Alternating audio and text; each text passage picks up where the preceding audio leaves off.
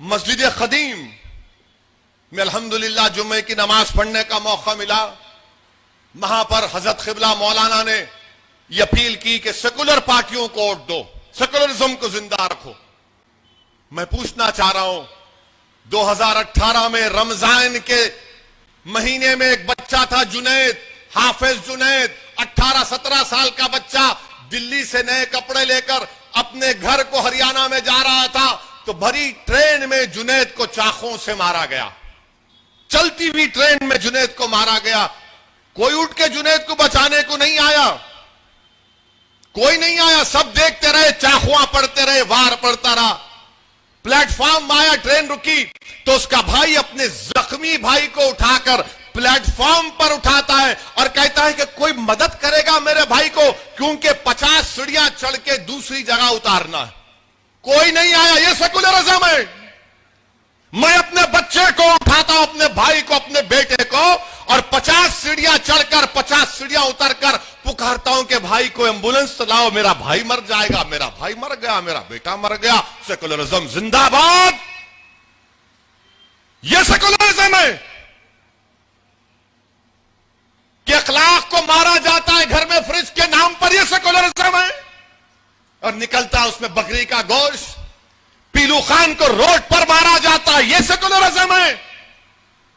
रकबर खान को कुल्हाड़ी से मारकर वीडियो निकाला जाता है, यह सेकुलरिज्म है। झारखंड में अलीमुद्दीन अंसारी को पूरी मार्केट में वीडियो निकालकर मार मार कर खत्म कर दिया जाता है, यह सेकुलरिज्म है। कहां है सेकुलरिज्म, मुझे बताओ। हां, सेकुलरिज्म है भारत के कॉन्स्टिट्यूशन में और रहेगा।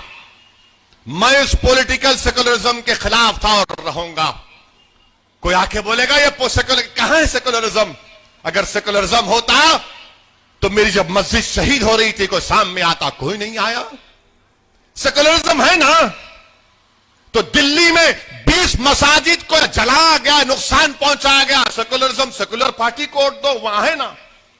जब मस्जिदों पर हमला हो रहा था तो दिल्ली का चीफ मिनिस्टर बजाय दौड़ता, चेन्नई के साइज का दिल्ली नहीं है, चेन्नई से भी थोड़ा कम होगा, वो चीफ मिनिस्टर बजाय जहां पर मस्जिद पे या मंदिर पे या मुसलमान पे, हिंदू पे हमला हो रहा था, वहां पर दौड़ कर जाता हो। क्या किया मालूम? दिल्ली का चीफ मिनिस्टर, जिसको सेकुलर पार्टी बोलते हैं, वो महात्मा गांधी के समाधि के सामने जाके खामोश बैठा रहा।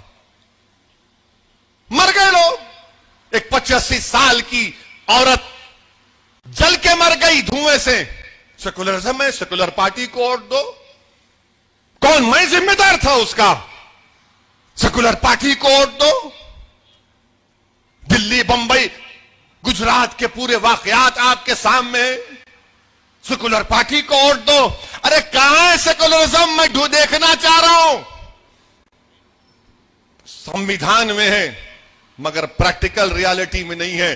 जो लोग बोलते ना सेकुलर पार्टी को वोट दो, मैं उनसे पूछना चाहता हूं, नरेंद्र मोदी को 2014 में, ये मेरा नहीं CSDS का डेटा है, centre for social development studies Delhi का मशहूर थिंक टैंक है, 31% नरेंद्र मोदी को हिंदू वोट मिला था 2014 में।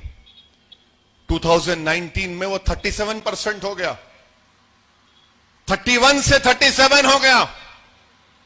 मैं जिम्मेदार हूं और ये जिम्मेदारी हम पे नहीं। इलेक्शन आते ही सब लोग बोलते देखो आपको सेकुलरिज्म को बचाना है।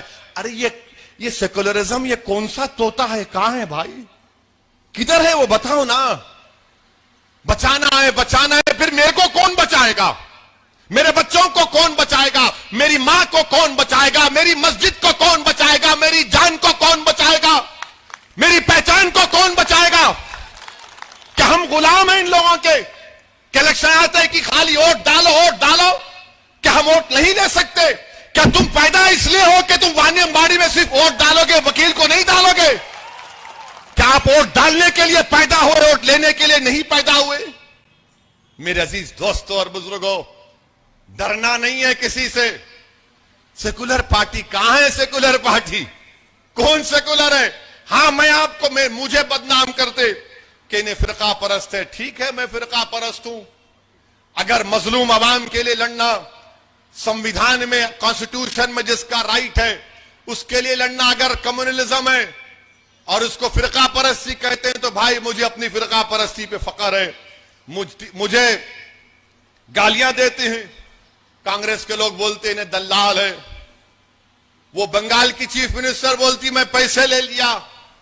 अरे भाई कुछ भी होगा, मेरे दिल का हाल अल्लाह जानने वाला है, तुम नहीं होते। मैं क्या हूं मेरा रब जानता है, क्योंकि मुझे मालूम कि मैं और वकील जब मर कर जाएंगे तो हमको हमारे अमाल का हिसाब देना है। मैं किसी नाम निहाद इन लोगों को जवाब दे नहीं हूं, मैं ना जवाब नहीं दूंगा इनको।